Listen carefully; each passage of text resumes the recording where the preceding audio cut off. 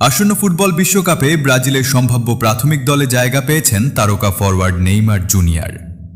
নেইমারের দলে ফেরার এই খবরে নতুন করে আলোচনায় এসেছে আর্জেন্টাইন মহাতারকা লিওনেল মেসির একটি পুরনো মন্তব্য, যেখানে তিনি নেইমারের প্রতি নিজের বন্ধুত্বের হাত বাড়িয়ে দিয়ে বলেছিলেন, নেইমার আমার বন্ধু, আমি চাই সে বিশ্বকাপে থাকুক।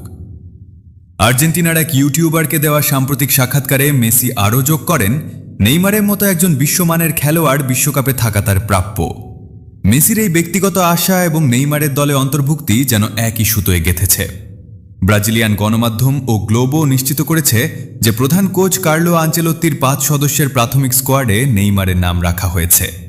তবে এই তালিকাটি এখনও প্রাথমিক পর্যায়ে রয়েছে। আগামী সোমবার আনুষ্ঠানিকভাবে এই 55 সদস্যের তালিকা প্রকাশ করা হবে।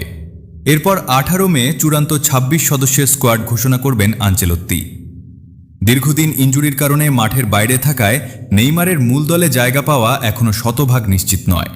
তাকে অবশ্যই কঠোর ফিটনেস পরীক্ষায় উত্তীর্ণ হতে হবে।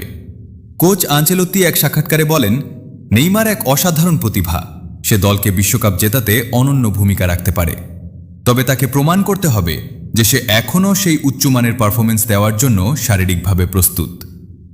প্রাথমিক দলে থাকাটা প্রায় নিশ্চিত হলেও শেষ পর্যন্ত বিশ্বকাপের মূল মঞ্চে নেইমারকে দেখা যাবে কিনা তা নির্ভর করছে তার রিকভারি ও ফর্মের ওপর।